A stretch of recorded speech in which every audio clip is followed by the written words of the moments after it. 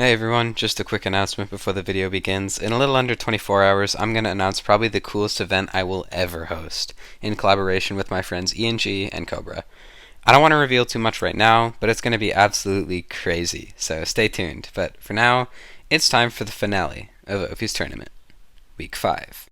We've come a long way from Iceboat Seed. On August 28th, I announced I was starting a challenge, and you guys loved it. Sure, it wasn't perfect, Week 3, but overall I'm super happy with how the tournament turned out. To the credits of seed finders like Seeds Eternus and Cracked Magnet, the one guy who made the tournament, I don't know, I forgot his name, but most importantly, you guys, the runners who took the time out of their days to run the tournament, and ultimately, the one reason how this was all possible. Thank you all. And now, it's time for the final seeds of Week 5. Every week of the tournament tested a different skill, and all of these skills combined added up to truly define a great speedrunner. Week 1 was getting used to routing and route running. Week 2 was decision making and RNG patience. Week 3 was, patience of not breaking every bone in your hand. Week 4 was short-term mechanics, and Week 5 is our final puzzle piece. What I personally believe to be the most important skill a speedrunner can have: mechanical consistency. The ability to play well over a long period of time.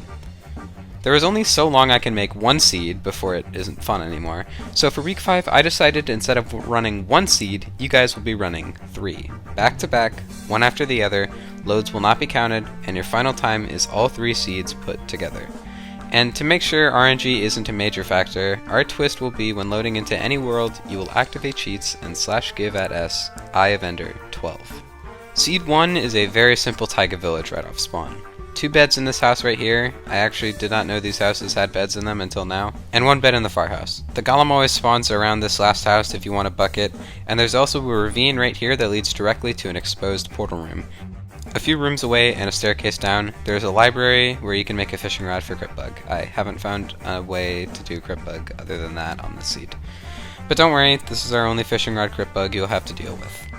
By the way, you can run these 3 seeds in any order, but I'd recommend getting this one out of the way first because nobody likes fishing rod, except Sauce. Seed 2 is a tundra village stronghold spawn with a ton of room for creativity and routing.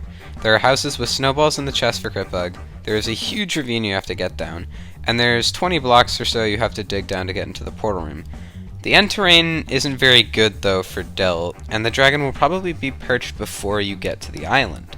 So, the solution is doing something called Rubik's Delt. Rubik's Delt is where you throw snowballs at the dragon while it's unperching, and then Delt is super easy from then on. Our final seed, Seed 3, is maybe the easiest I've ever seen. A couple blocks away from spawn, there's a blacksmith with enough gold for a golden pickaxe, and a stronghold very close below it. There's an altar chest with an ender pearl for crypt bug, iron golem right here for bucket if you want, and there isn't really much more to say about this seed, or any of the seeds. It's pretty simple.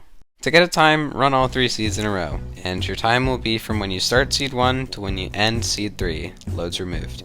You can play the seeds in any order you want, but I'd recommend the order I shared just because they're ranked on their difficulty, I guess. Maybe that's a bad way of putting it. Thank you guys all for watching. My name is Ophie SR, and see you guys tomorrow. Like, how could you say no to Winnie the Pooh?